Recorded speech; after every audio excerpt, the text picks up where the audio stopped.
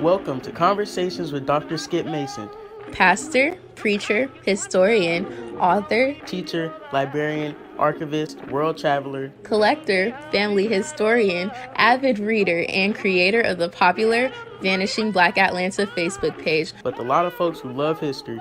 Most importantly, he's our dad, who loves his family and who taught us the importance of our history and having important conversations.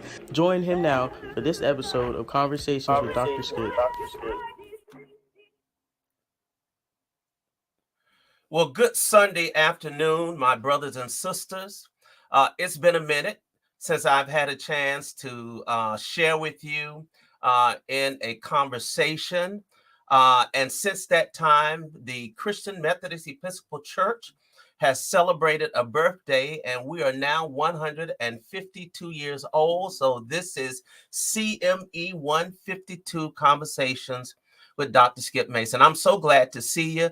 Now, I know that there is a playoff game today. I realize that. I didn't think about that a couple of weeks ago, but the good thing about technology is that this show will air at any time you decide to click on and be enlightened by some of the tremendous knowledge that our guests will share with us today. And I'm excited.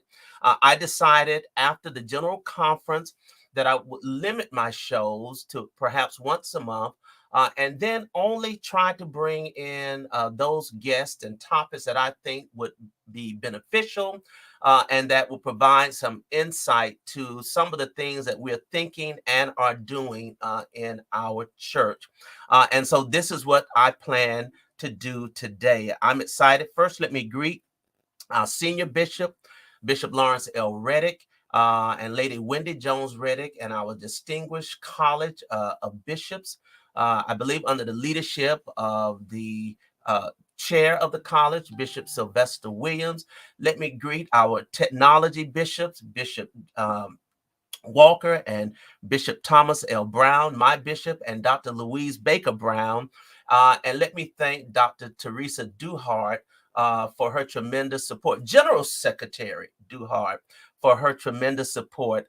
I wanted today to look at this subject called the Academy and scholarship in the Christian Methodist Episcopal Church. Back in November, I had the opportunity, not the opportunity, but I was on Facebook and scrolling through, and I saw photos of some of our CME members attending a great conference, the American Academy of Religion, and that's what put the seed and the thought in me to perhaps to further explore that topic, particularly in our church, and what has scholarship meant and what has the academy meant.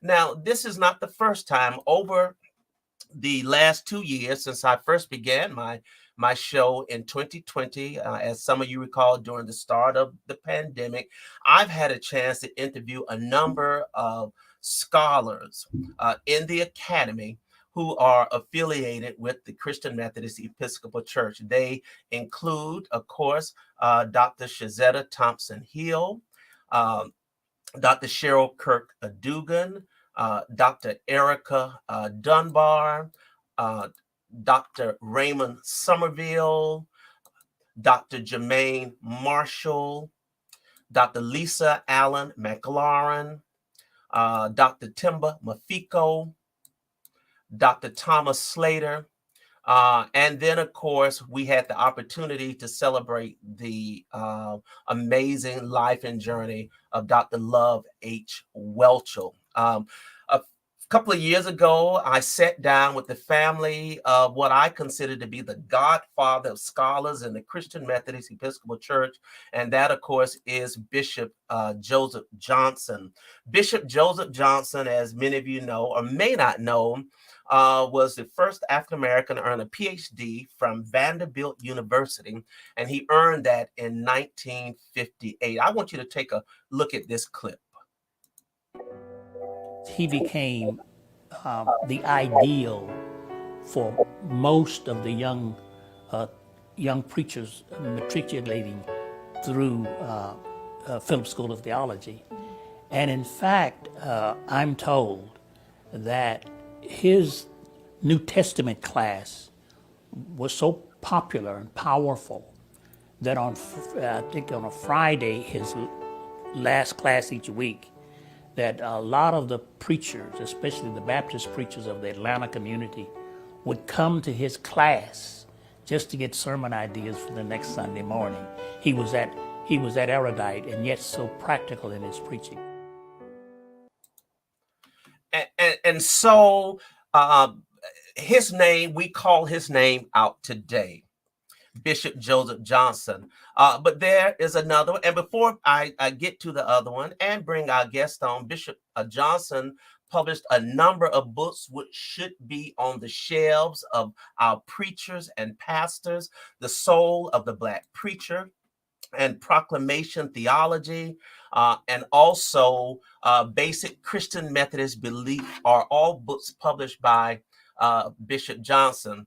Another scholar whose name we call today, of course, is Bishop Thomas Lanier Hoyt, who was a great scholar, also a graduate, a PhD graduate of Duke University. And I just want you to take a listen to this brief clip. I'm giving you some advice, and not shouting advice.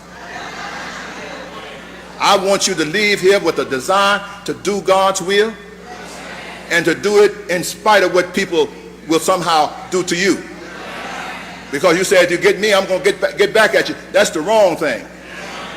Somehow Jesus said when things were getting rough, and they said to him, we're going to kill you. But Jesus says, conscious of the fact that he had come from God and was going to God. So we in the CME Church have been tremendously blessed. Now, there may be other scholars in our church. The list that I gave, the names that I called, were the ones that I have had the pleasure of having on my show. And I apologize if I have omitted anyone. There are some others that I know. I know that there is a young scholar, Dr. Darvin Adams. He's in Kentucky. He was unable to share. He has his PhD as well and has written a number of books, and I hope to have him on also. But today, I am just delighted to have three young people, and they are young. They really are young. I can say that.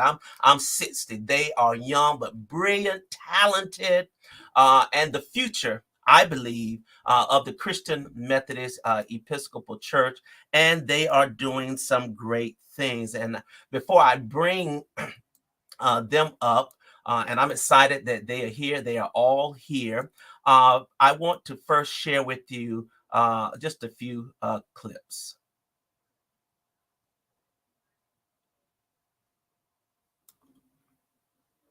Just a second. What are they shouting to be saved from? To the point where the Pharisees tell Jesus to tell them that they have to be quiet. What is it that they're shouting about, and who are they shouting to the point where Jesus says, if these are quiet, the very rocks will cry out. God had a rebel God's self, amen, and flames that appeared to God, that appeared to Moses rather in a burning bush. God had traveled, amen, from God's throne among the planets and stars, and because the Bible says that the Israelites groaned in their slavery and cried out in their cry for help because their slavery went up to God, amen. The Bible says that God heard their groaning, and God remembered God's covenant with Abraham, Isaac, and Jacob, and Rachel and Leah, amen, and Hagar and Sarah. God remembers God's covenant with them. A little bit later. See, the Sea of Galilee is known to be a place where life starts and flourishes. It is even said that if you go there right now and you offer a prayer at the Sea of Galilee, then whatever it is that you ask for, you will receive. Trust me on it. I'll tell you that story another time. I'm sorry, I feel like I'm a little loud, so I'm going to try to pull it down a little bit so that we can hear it today. I have hit the Holy Grail, y'all. I got these three rising stars, these scholars, let me present them to you. They're going to tell you a little bit about what they're working on, but I'm very pleased to have the Reverend Amber Lowe Woodfork, who is a PhD candidate in religious studies at Indiana University. I'm very pleased to have the Reverend Amina McIntyre, PhD candidate in religion at Vanderbilt University. And I'm very happy to have finally, Dr. Jeremy Williams, the assistant professor of New Testament, Brite Divinity School, Texas Christian University, and a PhD graduate of Harvard University. I bow down and welcome you to Conversations with Dr. Skip Mason. Hello, everybody. Hello. Hi. Welcome. I had to dig deep to pull some of those clips up. I want you to know that. I went deep. You did. To the YouTube archives to pull those clips up. But I am so delighted, first of all, to have you here. And we as a church, I think, are ecstatic that you all have and are pursuing your PhD. And of course, Dr. Jeremy, you have completed that walk and you are now teaching. They have all pastor. And I think, Dr. Williams, are you still pastoring? Well, I've been called out of retirement. You've been called out of retirement. So they bring interesting perspectives to the ministry and have chosen to take this tremendous academic walk. So I'm going to start with you, and I hope we can do first name basis today because we know each other in that light. But Amber, I want to start with you and tell us a little bit about your journey and particularly the PhD route. Why did you choose to take that route? And I'm going to ask the same of each of you, but we'll go ahead and start with you, Amber. Yeah, thank you, Skipper, for having me, having my friends, my colleagues on. It's such an honor. I began my academic studies as an undergraduate at Ole Miss, the University of Mississippi, where I obtained a BA in English literature. And I was particularly fascinated with African-American writings, the writings of Toni Morrison, Zora Neale Hurston, Richard Wright, Ralph Ellison. I then went on I was supposed to go to law school. Funny thing is, I was supposed to go to law school. I actually got into law school, but I got into like 2 or 3. But I decided not to go because I felt the tug of the spirit shifting me elsewhere. So I actually ended up in divinity school and seminary at the ITC at Phillips after meeting Bishop Dean Marvin Frank Thomas at annual conference that summer after I finished my undergraduate studies. And so, went through seminary, and during that time and understudying, while studying with Riggins Earl, for example, Professor Riggins Earl, I began to think about, PhD studies and what I wanted to do. I thought about pursuing a PhD in ethics because I studied Christian ethics at ITC. I thought about doing New Testament because I also concentrated in New Testament. So I was kind of, all over the place as far as what I wanted to study. But then something brought me back to my original love of literature and theology and understanding that literature and theology and religion go hand in hand. And so I began my PhD studies actually not at IU in Bloomington, but at Clark Atlanta in English at first. But I was still lacking the religious, the discipline of religion as a framework of how I approach literary texts. And so I actually ended up transferring after a year or so, and I'm finishing up my studies now in the Department of Religion, where I am focusing on literature and religion. The track, the official title of the track is called Literature, Textuality, and Cultural Imagination. It's a fancy word for literature and theology, or literature and religion, rather. But I focus on theories of time. I focus on phenomenology of religion, And again, I focus on what's called Black speculative fiction. So the writings of Octavia Butler, Layla Hopkinson, Toni Morrison, and a nice little aesthetic practice and cultural practice called Afrofuturism as well. So I'm doing a lot, but it all makes sense. I promise it does, and how I'm approaching it. So I'll stop right there. Well, we're going to come back and talk about the Afrofuturism. That is a hot topic, and I'm hearing a lot, learning a lot about that topic. And so looks like you will become the resident a specialist and guru for that topic. Thank you so much for sharing that and just giving us a little bit of your journey. Reverend Amina, would you do the same as well, please? Sure. So I feel like my academic journey is a little longer and odd. I kind of went around the world and got back to where I am. So I did my undergraduate work at Colby College, and I studied actually anthropology with a minor in African American studies. And then I got a master's at IU Bloomington in African American and African diaspora studies. And at the time I was studying Black Paris. So specifically looking at expatriate life, the ways in which Black life has been reflected on once people have moved out of their home space and into a place where they can kind of think through and imagine themselves. After that, I actually I was working at a Black Culture Center and I got my MFA in playwriting. And so I actually thought that I was going to stop there, but clearly I realized that me having a calling on my life and going into the ministry, I needed to do a different route of schooling. I don't think that anyone needs to do all of the schooling that I did, but I'll keep going and I'll tell you more about that. So I did my MTS, a Master's of Theological Studies at Emory University after that, especially after having pastored. I was a supply pastor for about 7 months and realized that I definitely needed to make sure that I went and got the proper training that I would for anything else. And from then I decided it makes more sense to me to go ahead and finish with my larger degree and get a PhD. So I'm at Vanderbilt University. My area is religion, psychology, and culture. And so I actually initially went back to seminary so that I could become a chaplain because I just became very fascinated with chaplaincy, looking at how to hold space for people and the ways in which I could do that, bringing myself forward as an artist scholar. I consider myself to be an artist first because I do still write plays very actively, and I'm thinking of looking at the lens that the arts can bring to that.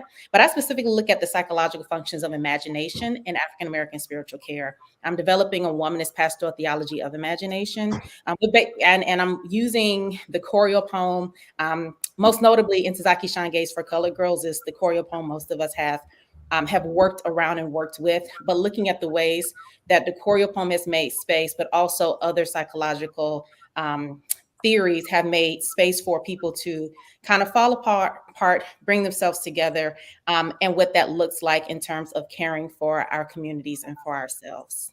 So that is the work that I'm looking at. Wow, amazing, amazing. I tell you. Dr. Williams, glad to have you. Let me tell you, I met Jeremy when he was a college student. Oh, yeah. And he was the highest ranking undergraduate member of Kappa Alpha Psi fraternity. And so I would see him in various fraternal spaces and spheres when I was the national president of Alpha Phi Alpha. And I'm just proud. I don't know that I knew he was a CME at the time, but when I did learn that he was a CME, just absolutely delighted and have followed his career. And so would you just kind of walk us through your journey up to your completing your PhD, and now you are at the Brite School as well. Well, first, thank you, Skip, for inviting me to be a part of this show. And indeed, that is where we met in California at the Evening of the Star, NAACP Evening of the Stars, I believe. And I had and my tuxedo bow tie was crooked, and you helped me out. And so that has so we have been Alphas have been helping Kappas out for years. So It's all good. I was just doing what any fraternal brother should do. Carry on, Jeremy. Well, listen. We look so good doing it that we'll let you help if that makes you feel better. But see, there he goes. There he goes. All right. Interrupt you. Go ahead. But see, it's your show, so I would defer at the. But speaking of being an undergrad, I did my undergraduate work at Vanderbilt, and there I studied religious studies. But my mama told me I needed to make sure that I got a degree in something where I could make some money, so I double majored in religious studies and economics. And what's really powerful about studying religious studies at Vanderbilt, as has already been noted, is that one of the first things that I saw on campus when I did one of my campus visits was that the Black Cultural Center at Vanderbilt was named after a CME bishop who was just named here, Bishop Joseph A. Johnson, who also, Brother Skip, is a member of Kappa Alpha Psi. And so the Noops have been inspiring the church for a generation, as Bishop Blakey already said. And what was really powerful about being in that space at Vanderbilt and seeing the legacy of Bishop Joseph Johnson, it coupled with my interest in the study and the exploration of religion, and not just from and biblical studies, not just from a Sunday school plus side, but actually to think about what it is that we're doing when we talk about using the Bible. What work does the Bible do, for whom and with what effects? And so that work at Vanderbilt really kind of launched me into asking bigger questions around what Vincent Wimbush would call scripturalization, and questions around readers' context and the ways that we think about the ethics of interpretation, which my feminist teachers later helped to explain that what we see in a text really depends upon where we sit. And so I developed more skills in biblical studies. Did my MDiv at Yale, where I graduated with the Henry Hallam Tweedy Award, which is the highest prize given to graduating students.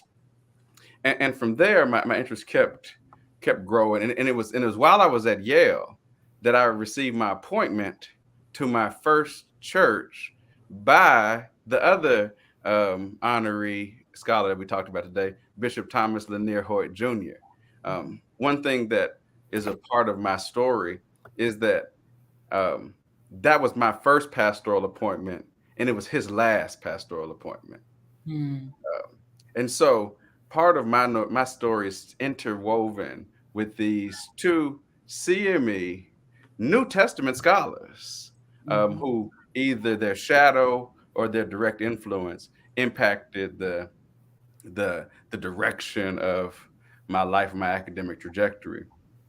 And so from there, I continued to pursue my PhD in New Testament early Christianity at Harvard. And as I mentioned before, part of what have been the questions that keep me awake at night around biblical studies are, what are we doing with biblical text, for whom, and with what effects? How do these biblical texts not just give us fortification for our faith, but how do they allow us to raise critical questions about the ancient world and about our contemporary society? One framework that I use often is that we should think about biblical texts and our methodologies around them in ways to clearly see what it was, call it what it is, and then celebrate what it can be. Clearly see what it was, call it what it is, and then celebrate what it can be.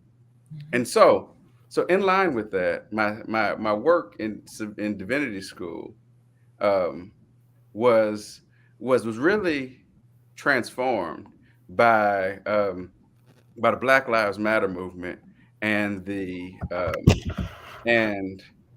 death of Michael Brown.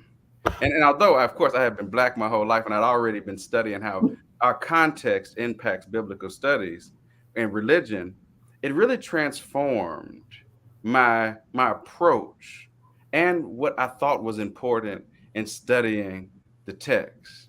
When I was able to think through that next to texts like James Cone's Cross and the Lynching Tree, to imagine how Jesus was executed on a Roman cross in a style similar to lynching in antebellum South, which is perpetuated through Jim and Jane Crow mass incarceration and the American police carceral state and surveillance apparatus. Now, it forced me to say, how do I connect what happened in antiquity to the senseless violence by state actors today? And so that led to my dissertation, which is now under contract to become a book with Cambridge University Press, entitled Criminalization in Acts of the Apostles, Race, Rhetoric, and the Prosecution of an Early Christian Movement.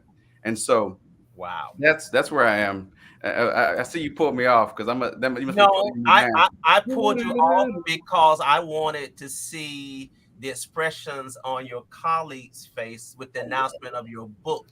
And I like that because I could see it off camera and you couldn't see it. And there was just joy and jubilation. So I said, let me bring them on camera. But you really, and listen, let me thank all, I mean, this is just absolutely impressive to say the least, to know the depth of the work that you all are doing and what it will mean to, you know, the academy, but more importantly, what it will mean to the church. And this will help to sort of transition into the next question, because I asked it, is there a place, you know, for scholars in the pulpit, you know, and how do you take all of that great learning, that great knowledge, and translate it to the people who you minister to, the people who you preach to, who you engage to? We know about the academic community, you know, and that's a special community. And you're going to talk a little bit about that. This kind of reminds me of something Bishop Kenneth Carter said when he got his D-man. He went home and his daddy said to him that his foot was hurting. And Bishop Carter said, well, Daddy, what can I do about it? And Bishop Carter's daddy said, well, ain't you a doctor? You need to do something about it, you know. And so, I love that story, you know, because it really helps to allow us to think about all of this great knowledge that we have. You know, how do we transfer it? And how does it transcend the pulpit or the people that you're ministering to? So I'm going to throw that out. Anyone can jump in and respond to that. And also, too, you know, all of you have been influenced by the events and activities, particularly the Black Lives Matter piece as well. And has that had an influence on you? Just jump in. We had a round table conversation. Yeah. I like this question. I think you framed it before as something along the lines of, what did you say? I think you said, yeah, how does our work benefit the church? Benefit the church, right? Yeah, because as you said just now, the academy will do what it will do, right? Right. But our work has to have some real relevancy beyond the walls of the academy. When it comes to me being a scholar of religion, I approach religion with this assumption that religion is not an innocent category, right? Because religion as a category organized and continues to organize our world, right? What do I mean by that? Religion had and still continues to have a place, right, in how we in the evolution of what's called modernity, right? And certain assumptions lock into place unnatural categories, and religion has a role in that. Unnatural categories in terms of race, in terms of property and class, in terms of the human and gender, in terms of time and space and in place, right? Religion is implicated in all of this. And so what I do then is in my work is I ask the question, okay, what is the way out of that then? If religion is it has been such a pervasive force in organizing our world, particularly the modern world that was founded through the slave trade, right? Industrialization. What's the way out of that? Like, how can we imagine otherwise? And the sources I turn to imagine otherwise are the sources I mentioned, in my introduction, right? The literatures of Octavia Butler, of Toni Morrison, who are dealing with these same big questions that Jeremy raised, right? About who is writing the text, who is it written for? All of these texts that I study, the literary texts, to me are texts that struggle with the issues of religion, right? And so what I hope to do is I hope in my scholarship to make it, I hope that we aren't afraid, or I want to push the notion that, we shouldn't be afraid, rather, to imagine otherwise, right? To not just accept the terms and conditions of the world as it is, but to use our imaginations to number one, to use our minds, right? First of all, to think about the complex, interrelated issues of the world when it comes to race, class, gender, X, Y, and Z, right? Like, analyze that, understand how all this stuff works, and then, okay, how can we, creatively, again, that phrase, imagine otherwise, right? And so that's not just an intellectual pursuit. That's a very real, tangible, everyday pursuit that anyone can get involved in. Children can do it, communities can do it. It's not just something that is, what's the word I'm looking for? It's not utopian, right? And so I see my work having real, consequences in that way. I used to work as an organizer, and I've done that work, right, as a community organizer. I work in politics too, but you gotta have some creativity as well. And I turn to, certain texts that attempt to unravel, right, the complex issues, and then in a creative, way, again, imagine other worlds, other ways of being, other constructs of time, other ways to be human, other ways to do religion, other ways to just be, right, that are not tethered to the ways that whiteness and white religion and white logics have so ordered our world. Wow. Thank you. Yeah, I'm going to pick up where she left off because I'm sorry if you didn't, only because she started mentioning imagination, and I was like, I'll just. So one of the things that I believe that our church really needs, and where my work can happen, is just space for us to process everything that we've done, as well as space for us to really say, hey, there are ways that other things can happen. And so how can that happen? And who will provide a safe space for us to do it? Because I do think that we have a lot of people in our church who are bold enough to take new steps, to create new worlds, to imagine new ways. The problem is that a lot of people will fall back on, so what is the blueprint? And if there isn't a blueprint, how then do I measure that this blueprint has happened? And for me, I'm very much, in terms of my scholarship, looking at how communities can support each other, encourage each other, looking at how, for example, if I'm in a room working with a patient, how then do the arts come into your healing?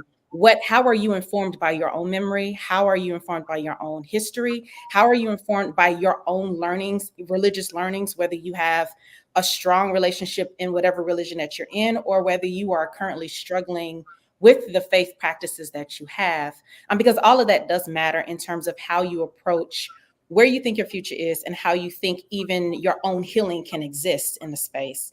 And so I think that for one of the ways that I've always tried to put this into place is by saying, okay, well, here is something that we have, and let's turn it on its head. What would it look like if we turned it? What would it look like if we, I was going to say something, but it might sound a little shady. And I was like, it's too early to think about the shade today, but I think about the statue in Boston, where if you look at it in one way, it's supposed to be the embrace of hands, like arms, but if you turn it other ways, then it looks like other things in people's imagination look like that. But what if you thought about the church in that same way? What would happen if you said that, hey, this will be the ways in which that we can kind of move forward and not just worry about what the product is going to be, because I do think that very often for us, we get very caught up on what a product can be.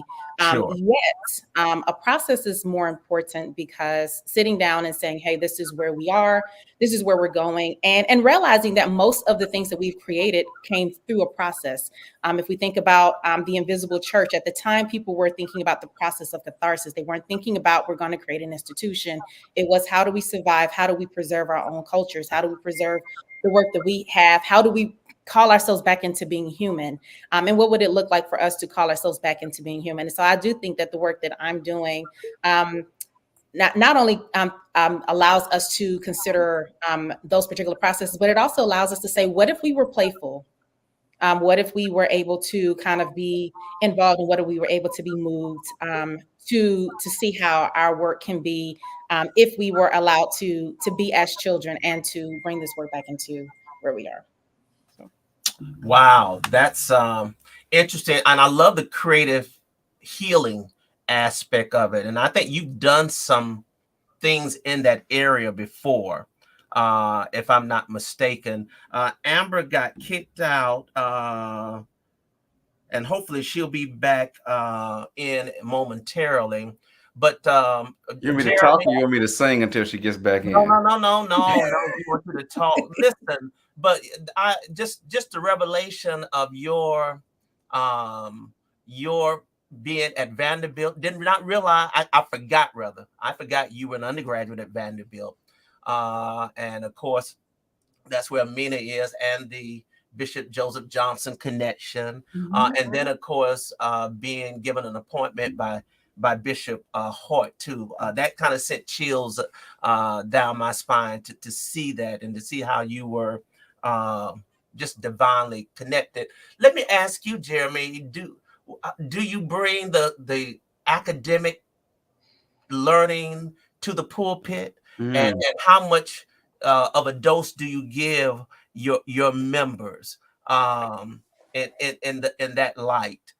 Talk a little bit about that, if you will, please. Well, if I could, on one side, build on what the scholars before me have said, and then also kind of pivot a bit. What I would say is, one thing that they have tapped on is the importance of imagination, and one thing that is to me very important that is something that Black preachers have done well, but sometimes it's been truncated by kind of some evangelical imaginations. Is the Black preacher's imagination is one of the widest spaces, most creative avenues for thought generation and theology in the world ever. In the history of humanity, the Black preacher's imagination has been one that allows people and congregations, often unlearned, to be able to tap into a sense of the eternal. But I think sometimes what happens is that those imaginations, they get limited on what they see the biblical world as being, and who are the people that are included. One example that I like to use in teaching is that in some traditions, they'll talk about how Paul would say women should keep silent, right?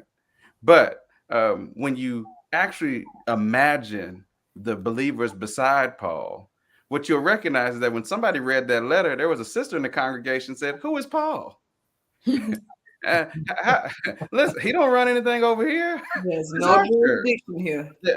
And they too were first century Christians, right? Second century Christians. So think, imagining not just what Paul says or just what the writers say, but also imagining the people next to them, the people whose stories are not necessarily included, people who think different, like people who had different sexual orientations, people who had different racial makeups. Like, all these people were in these first churches, and often we kind of have projected our contemporary churches into that world and said, well, they were sitting around in padded pews listening to organs and singing "Pass Me Not." But that's not what was happening in the first and second centuries. As a matter of fact, there's a lot of things happening. And so part of what the biblical imagination that I get to bring both as a preacher and as a teacher is to say, let's expand and explode what our ancient imagination around biblical texts are. Let's make it bigger. Our thoughts about the ancient world have been way too small and too limited. But then thinking about how to use that to pivot and to think about our contemporary world, that both in biblical interpretation and in historical reconstruction, we have to tend to the ideological commitments of the interpreter, of the historian. And so part of me as a justice-seeking liberationist is when I read ancient texts, then I heard that. Then you're a justice-seeking liberationist. Yeah. Yes. Abolitionists even at times. Oh, now, that's a whole. I don't know if y'all ready for that conversation, but I'm talking about preaching now.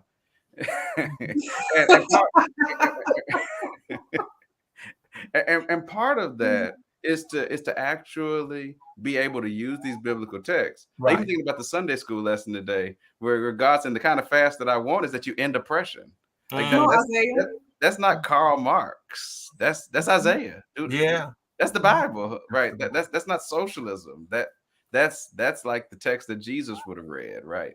And part of that in preaching becomes telling people what the Bible said, because a lot of times people have been fed evangelical bite-sized theology that's nothing more than a slogan, and have not actually heard some of these, especially those that where God is demanding for God's people to call for justice and call for liberation and call for the abolition of states and empires that are harming people's lives. And kind of we often ignore those passages and we focus on individual salvation rather than recognize that in the biblical text, salvation was always communal. And so it's pointing people to what the text says too. Like that's one of the I think the skills of doing exegesis and having those skills are is to say, well, you don't got to argue with me. You can just argue with the text. The text, right? Yeah. In Texas, if y'all want to send kids,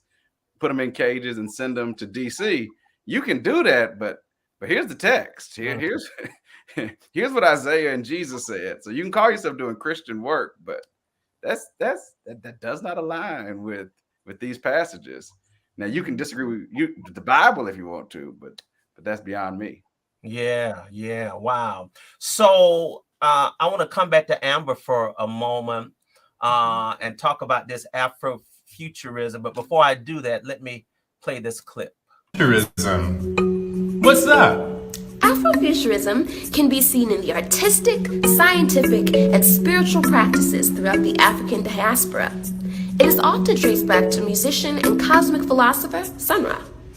The term was first coined by Mark Derry in his 1994 essay, Black to the Future. Are there any examples of Afrofuturism I would know? Absolutely. Janelle Monáe, Solange, Basquiat, the Brazilian movie Black Orpheus. And how does Parable of the Sower tie?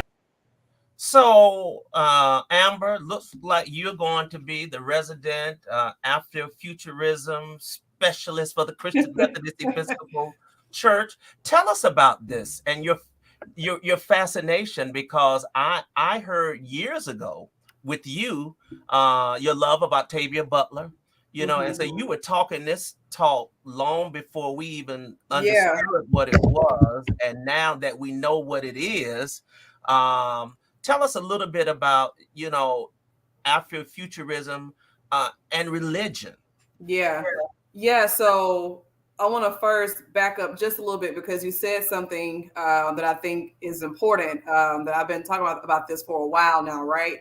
I first came in contact with the idea of Afrofuturism when I was in college, right? So one of my professors, I had two minors, right? One was history, one was Black studies. My Black studies professor, one of them introduced us to, the idea. He didn't call it Afrofuturism, but that's what it was, right? And so we were, listening to Sun Ra and, Parliament Funkadelic and Earth, Wind, and Fire, right, as cultural ways to express this idea of basically Black people existing in the future, right? Which says something about what does it mean? Who is invested in Black people not existing in the future, right? Is what Afrofuturism is trying to untangle. Like, if we're saying that, that there's no future without Black people, that means that there are certain systems and ideologies and actions, at work now that are at work in preventing, Black people from existing in the future, right? Mm-hmm. I want to read an academic definition, right, of Afrofuturism, if you will.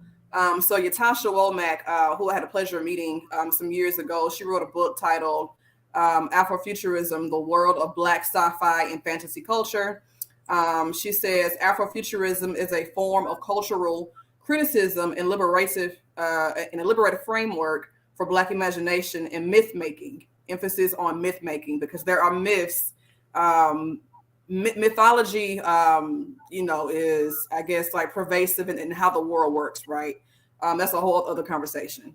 But again, Afrofuturism is a form of cultural criticism and liberative framework for Black imagination and myth making. She describes Afrofuturism as a combination of science, historical fiction, speculative fiction, fantasy, Afrocentricity, and magical realism in conjunction with non-Western beliefs. So, African, forms of spirituality, Afro-Caribbean, Black American South, folklore and whatnot. She details Afrofuturism as a total re-envisioning of the past and speculation about the future, rife with cultural critiques.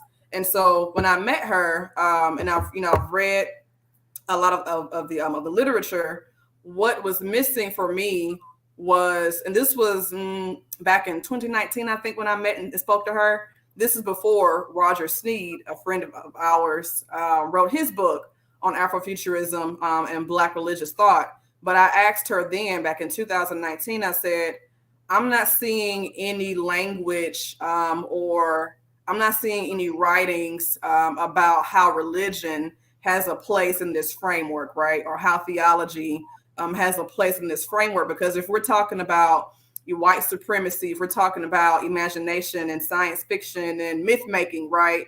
Religion, as I said, in my introduction, is implicated in everything that we do. Mm-hmm. And many of the myths, many of the ways that, that the world works and the systems that are in place are informed by and locked into place by religion and religious assumptions, right? And so how can we then, think about the ways that that religion can inform, this cultural criticism, right? And also think about the ways that writers have already been, infusing. My other issue, was, okay, this definition makes no room for religion. However, the mother of Afrofuturism and Black speculative thought, Octavia Butler, her writings are rife with religion, right? Like right. She's the daughter of a Baptist pastor, and so all of her novels, whether in the series, Parable of a Sower and Parable of Talents, right? She's pulling from the biblical text, in her writings in more ways than one. So how can we, have this framework and this aesthetic practice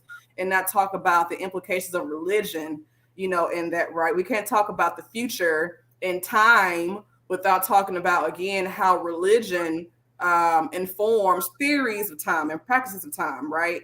Right. And so that's where I come in, with my it's to tease that out, right? You are excited about it. We can see that. It's so fun. It's so much fun.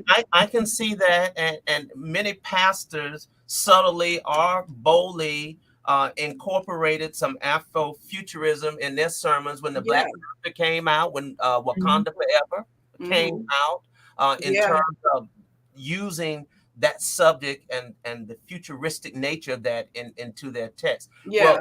Well, can I add one thing? Sure, go right ahead. One more thing. Even before Black Panther, Black preachers were doing that, right? So the phrase, can I use my Black preacher imagination, right? Yeah. And you're talking about, this otherworldly place, or even before that, our ancestors, on plantations, I love that, creating these, spirituals such as Swing Low, Sweet Chariot, which then served as the basis for Parliament's song, the Mothership Connection, right? Right. So we've always, in religious spaces as Black people, we've not been bound by this world. We've always thought about other worlds and other ways of being. And again, you cannot talk about the future without talking about, Black religious folks who've been doing this work for a very long time. Quite profound. We have not been bound by this world. Quite profound. Quite profound. Amina, your love, and I have some pictures I need to share of all of you all. But your love for theater resonates with me because I love theater. Have loved it since I was about 5 years old when I got the lead role in some kindergarten production. But I like how you have continued to maintain and develop your love for theater, for writing, and incorporating it into your work. I had a chance to see one of your productions, one of your readings, one of your plays, Eunice in Paris, about our CME sister, Eunice Wayman, aka Nina Simone. And you've just done great work. You've got an award. So do you plan to continue? I know you talked about the creativity piece, but listen, as Amber kind of pointed out, we've been doing theatrical productions in churches for 100 years. The Christmas pageants and plays and the Easter pageants and plays and all of those productions. We've been memorizing lines and putting costume. You know what we used to do at West Side. Absolutely. I mean, they would clear the whole pulpit off, and create a stage. So talk just a little bit about that, and then we're going to shift the conversation, Jeremy, a little.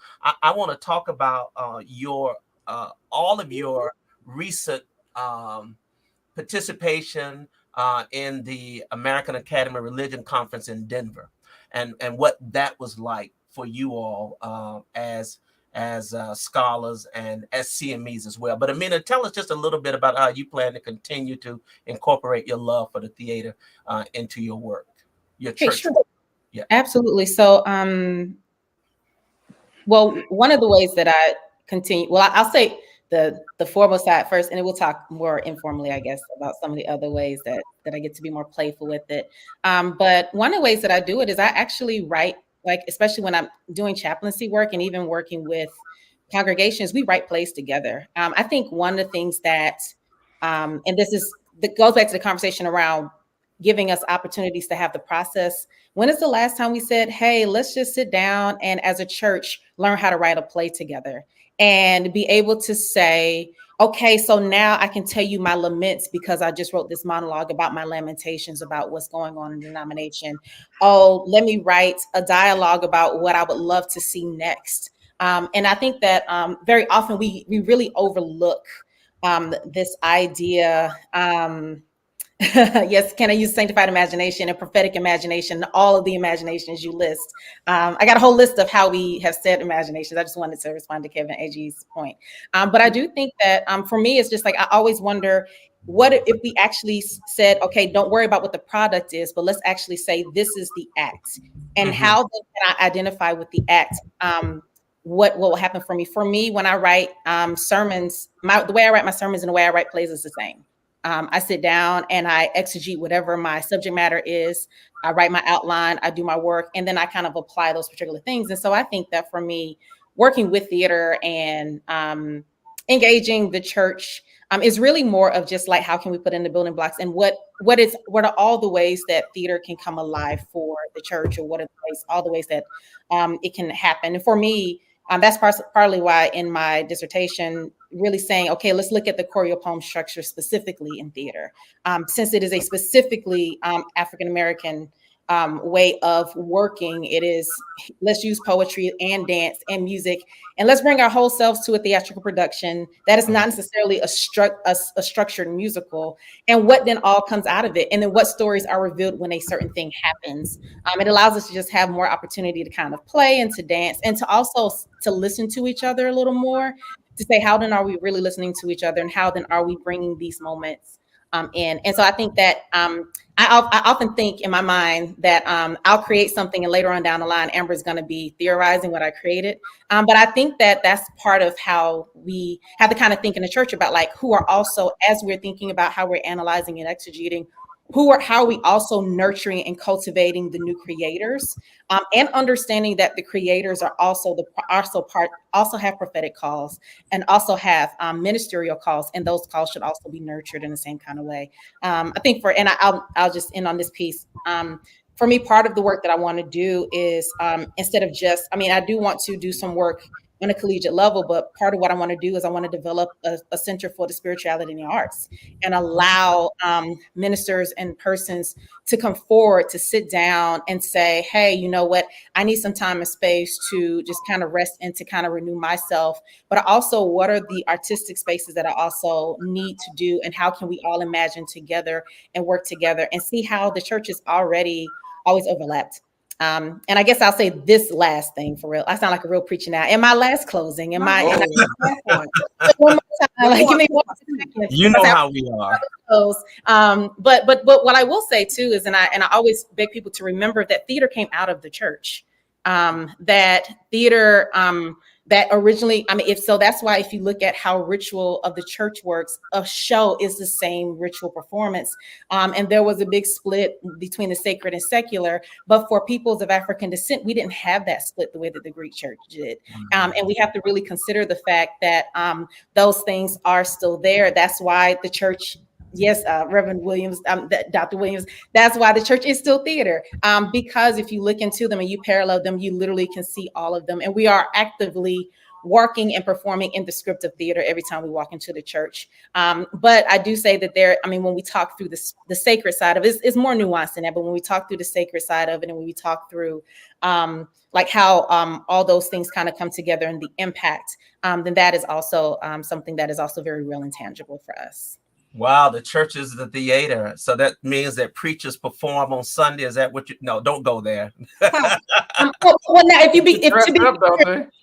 be fair, and I've TA'd, preaching classes. I've taught preaching classes before. Part of your teaching classes there is a whole class on performance and what does your body do, and how are you speaking, and what are your vocal inflections, and how quickly are you speaking? Can people keep up with you? And what does your person look like? All of that matters, and that is absolutely part of the performance. Absolutely. James Brown taught us that. Who is that? James Brown taught us that. Oh, absolutely. Yes. His whole aesthetic is from the Black preacher. The Black preacher. I tell you. Well, Jeremy, as a senior member of the group, if you will, talk a little bit about, this is one of the pictures I saw on Facebook. I said, where are these rascals? Where are they? Up to no good. Up to absolutely no good. And then I saw this one, and then I said, okay, they must be doing some good. With Dr. Shazetta Thompson Hill and Dr. Erica Dunbar. But tell us a little bit about the AAR, the American Academy of Religion. You all were there. I don't know if any of this was your first time going, or you've been a number of times, but how important of a conference is this, and how important it is for members of the CME Church to be represented there. So talk a little bit about that, Jeremy, and Amina and Amber, you all can jump in too.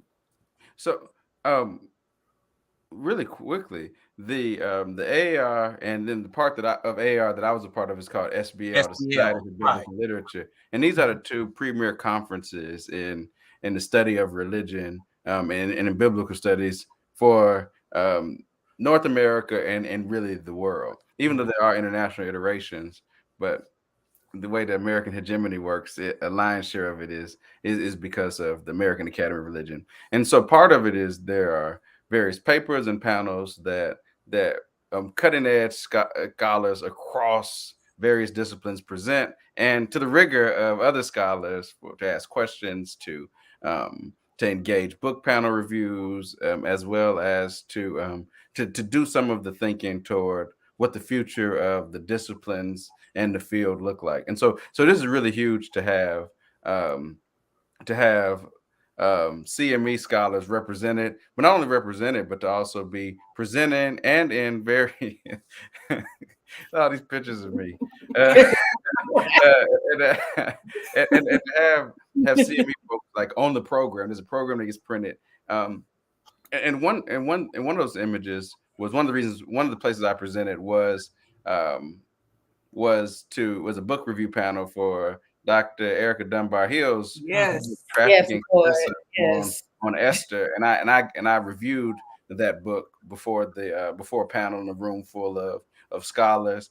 And then when you mentioned before that about the book that's getting published, I appreciate the Reverend soon-to-be doctors Amina and Amber being excited again. But they learned of this news actually when we were at the Journal for the American Academy of Religion's reception, which Amber plays a big part of. And so I can pass it your way.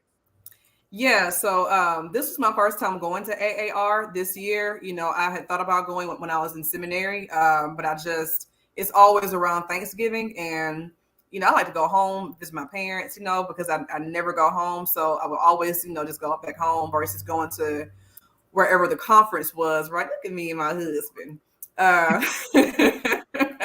But this is my first time going, and I went in, come on in my boy. And I went in an official, I guess, capacity as one of the editorial assistants of JAR, which is the Journal of the American Academy of Religion, right? The editor of that journal is a professor of religious studies at IU's Indianapolis campus, right? And so I was hired by her this past fall. So Jeremy and Amina came to the JAR reception, right? And it was there at that reception where, you know, we learned of his upcoming book with Cambridge University Press. And the book review editor, Kevin Shilbrack, I told Kevin, I said, you got to meet Jeremy. You know, he's great. He has a book coming out. He's at Brite Divinity, whatever, you know, X, Y, and Z. They connected. They talked the entire night. And so Kevin, on his way out, he was like, thanks for the connection. He's brilliant. And I can't wait to recommend reviews for his book, you know? So that's a super big deal. And the publishing house matters, right? So you hear me and Amina keep on saying, you know, Cambridge. The publishing house matters, right? So as a scholar, you know, you want to be published by Cambridge, Oxford, University of North Carolina Press, right? You know, NYU Press, University of Chicago Press. So these are the Duke University Press. These are the huge publishing houses, right? That really, you know, make a difference for your tenure. Should you, you know, want to go up for tenure, right? Right.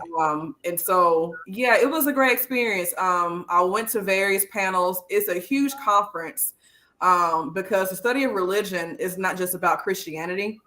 Religion encompasses so many, you know, other practices and you know, and ways of, you know, of being and knowing, right? So you have, you know, your Hindu scholars, your Buddhist scholars, your African diasporic religious scholars. You have your, you know, of course, Christian scholars, your Muslim scholars, Jewish, you know, all these different religions, you know, have their own units, if you will. Where scholars in the fields present papers and what have you. But it was a beautiful experience. I couldn't breathe in Denver. I was with Jeremy one day, like about to die. He saved my life. Yeah. Can of oxygen. Yeah, I was at dinner with Amina and Jermaine Marshall, like eating raw horseradish because I couldn't breathe. I mean, it was in Denver, you know? Yeah. But it was a great time.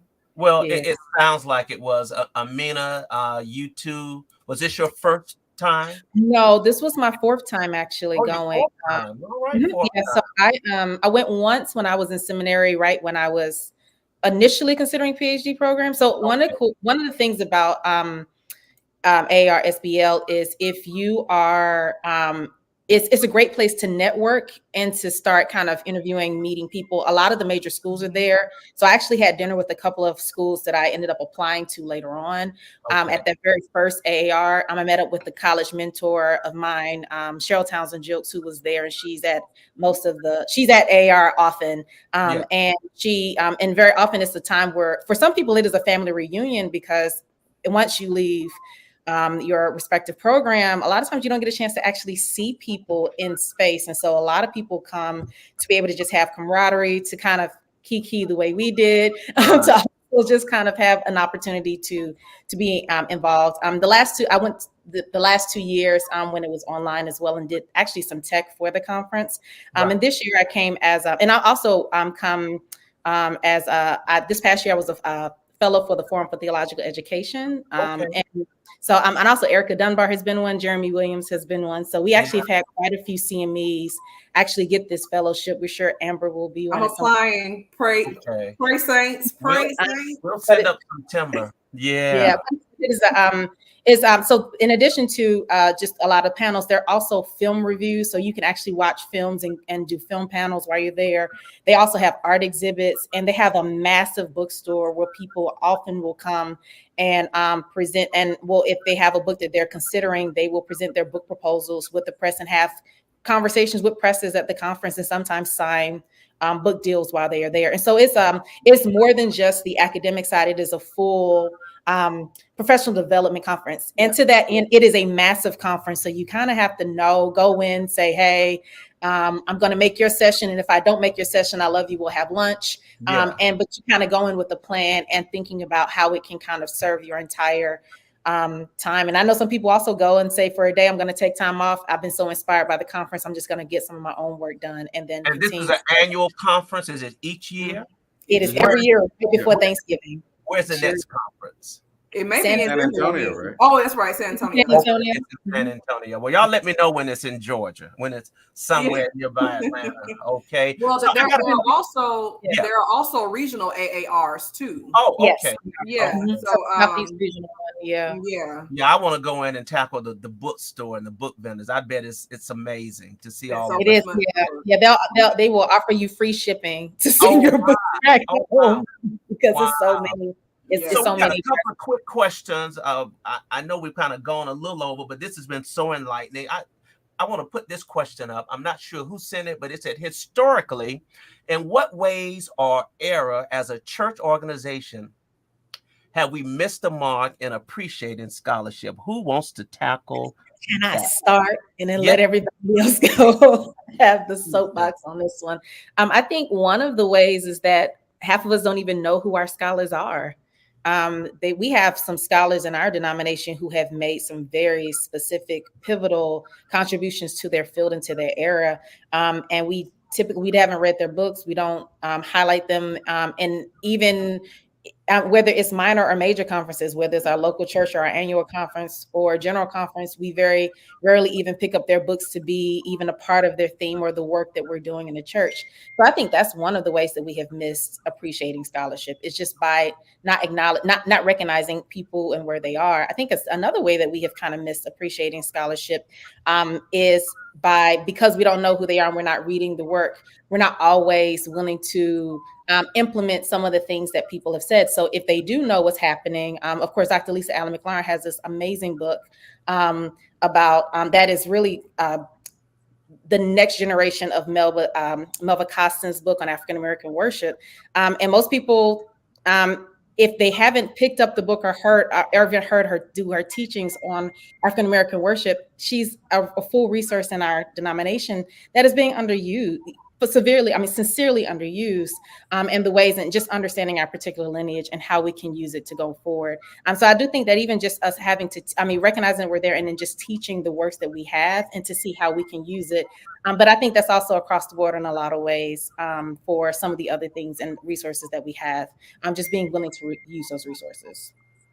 Thank you. If I can quickly, yes, please. I can quickly just say one thing. One resource that I want to make sure is named in this place is like a major resource from the biblical studies perspective that we do not take advantage of. It's True to Our Native Land. Yes. The commentary and there are two essays by CMEs. The essay by Thomas Slater on I think it's on some of the general epistles, and then Bishop Hoyt writes a very, very compelling essay on the book of Romans that actually in a very thoughtful but provocative way leads people to rethink about how we imagine what justification by faith looks like in the book of Romans. And it would challenge a lot of the theology that people kind of spew in churches, but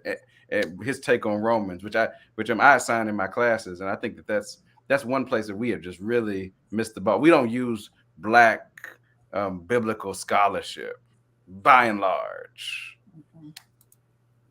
Excellent point. Yes, go right ahead. So both of you are right in that we underutilize, our own rich resources, right, in that denomination. I want to make a different point, and I'm going to go full James Cone on this. We denigrate the mind, right? We don't appreciate scholarship and have missed the mark because we don't appreciate the mind in many of our churches, right? We don't appreciate thinking. I always think about Cone's quote. I think it was the State of the Black Church. This was years ago, right? That Tavis Smiley was doing. And Cone said something to the effect of, there's a lot of spirit in our church, but God also wants a thinking church. Because we are called to love God with our heart, our soul, and our minds, right? And don't forget the mind is what he says. And so I see a lot of, this isn't in one denomination, this is across the board. I see a lot of denigration of thinking and scholarship just by and large.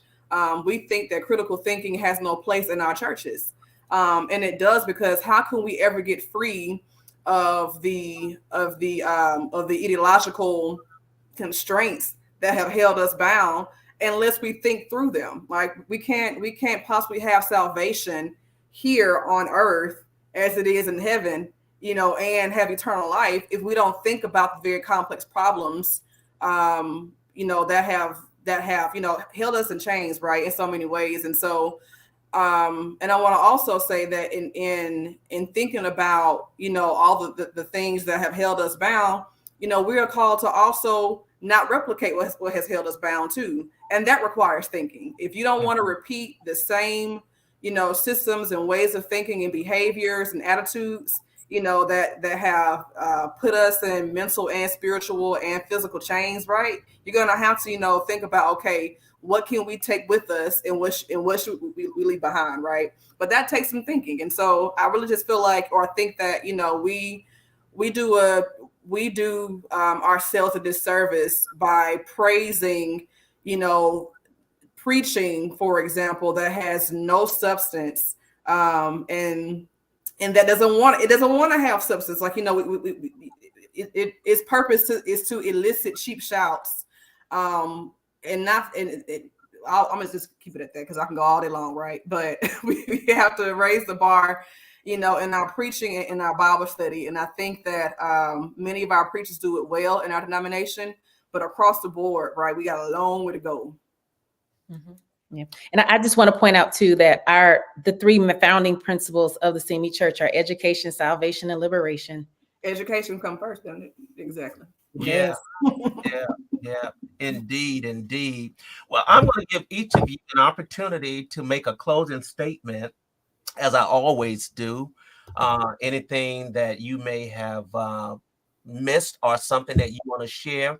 And the whole point of this conversation is to share the greatness that is of our church, and to expose and introduce to some, represent to others, some of the greatness that is within. That's why I open up with the photo roll call of some of the ones that are known that I've had the pleasure of. Good to see Dr. Lisa, who is over in Paris right now watching the show. Dr. Lisa Allen McLaurin, dear friend and sister, and doing great work. But as we close out, we want to, make sure that our scholars are elevated, are noticed, and included in the workings of our church. And I do agree. I think somebody stated it that, it would be great to have a dialogue, and presentations at some of our major conferences. Yes. From our own scholars, from our own. Okay, and not that it's not happened before, and I know that it has happened with the Pastors Conference, but that we continue to celebrate our own. And Jeremy, as I have done with many of the scholars who have been on the show when their books have come out, please, I extend an invitation to you to come back to the show. Have your publisher send me a copy, but if not, I'll pay for it. I will pay for it. But so glad to have y'all. Just give me your closing thoughts. I'm gonna start with you, Amina, then Amber, and then Jeremy. We're gonna give you the last word. Okay. Okay. Well, one of the things that I want to say thank you for having us on this particular show, and part of it is because what you see in the three of us is how a lot of the scholars are in the CME Church are, that we really support each other. And I think that we support each other in a way that is not just saying, hey, we really appreciate what you do, but also saying, let me talk about what you're working on. How can I support you? How can I help you proofread your work? How can I challenge your theories? How can I challenge the work you're doing? And so for me, I think that is invaluable to really talk about who the scholars are, what work they're doing, and understand the fact that it is okay for us to really wrestle and challenge the persons who have come before us in order to bring new ideas and thought processes forward. And so for me, I just want to leave us with this idea that one of the reasons that the scholars matter is because that there is also this particular community and this particular resin that we're able to love on and support each other. And for those who are budding scholars, and I will add their future scholars as well, Rose and Iris Reddick. I mean, that's not their last names. Rose Archer and Iris Mangberg, I believe her name is. But Iris actually had a paper at AAR that was read on her behalf. And so I just want to let you all know that I think that support is one of the most important things. And for us to continue to keep going is loving on and continue to have conversations with, even if they are hard conversations, so that we can continue to move forward in the work of the church. Awesome. Thank you. Thank you so much, Reverend Amina. Reverend Amber Lowe Woodfork. Yes, Skipper. I want to echo what Amina just said just now about our community in the CME Church. And I want to name drop some people, right? So I would not be who I am becoming if it were not for people like Bishop Thomas Brown, Bishop Dean, as we call him, because he was a dean first at Phillips and then he became bishop. He was elected bishop. But Bishop Marvin Frank Thomas, Amina McIntyre, Jeremy Williams, Freeman McIntyre, Lisa Allen McLaurin, Jermaine Marshall, Erica Dunbar, Leon Parker, right? Just so many people who, Skip Mason. I mean, my God, like Skip was my classmate at ITC, Donry Thurman. There are just so many people who I'm thankful for having in my life, because you all pushed me in so many ways to think harder, to think clearer, to hone in, I guess, like on my work. And you all we push each other to do our best and to be excellent, right? Like I love that our community of scholars, as Amina, says, we push each other, to be excellent.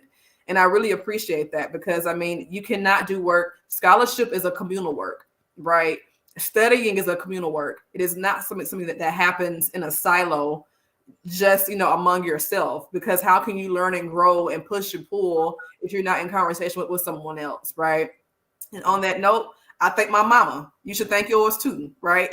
My mama and my dad and my sister, my brothers, who also just nurtured my love for learning and for deep critical thinking, and for challenging the ways of this world, so that when we get to new worlds, right, we're not recreating the old ways of this old world. So I appreciate my village in so many ways. Amen, Amber. Thank you so much. And last but certainly not least, and before I bring Jeremy up, let me also mention that today is Dr. Lisa Allen McLaurin's birthday. Yes, it is. And we wish her a very, very happy birthday. I think she said that it's about 12:15 a.m. over there. And so I'm glad that she is watching. And I saw Bishop Reddick, he chimed in, and Lady Reddick as well.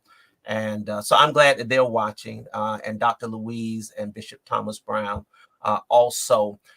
Jeremy, would you give us your closing thoughts, please?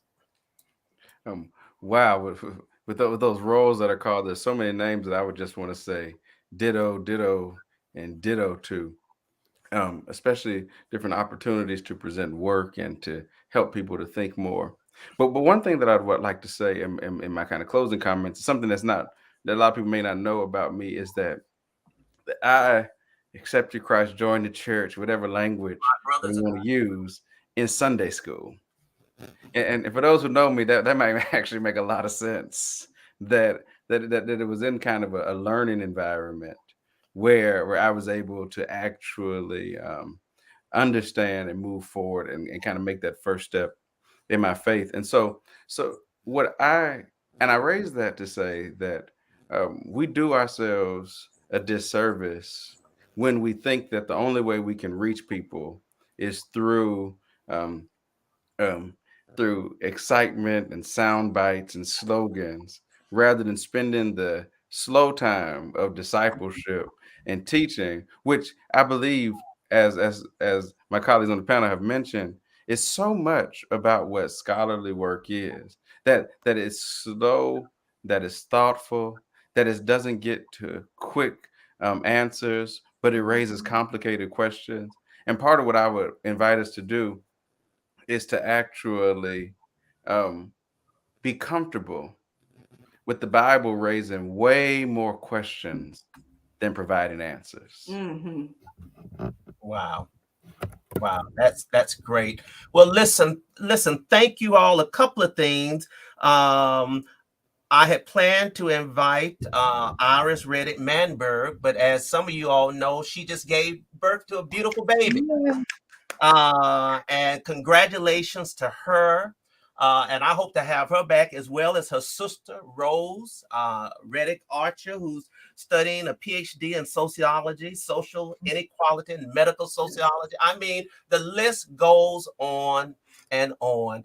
I tell you, we are in great company, and I'm grateful to each of you for sharing with me this afternoon, this evening, as we celebrate scholarship in our church, and why Black scholars matter, why you all matter in our church. And as we begin this program, we call the roll of some of the greats. And I know some of you may not have been on when we went through the roll, but I just want to once again, very quickly, just put up the pictures of some of these great ones. Bishop Hoyt, Bishop Johnson, Dr. Love Welcher, Dr. Thomas Slater, Dr. Timberman Fico, Dr. Lisa Allen McLaurin, Dr. Jermaine Marshall, Dr. Raymond Somerville, Dr.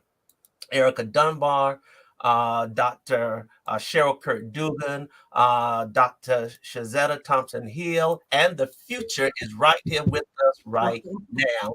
And in closing, I think that I want to close out with just another small excerpt from Bishop Thomas L. Hoyt's sermon, a commencement sermon.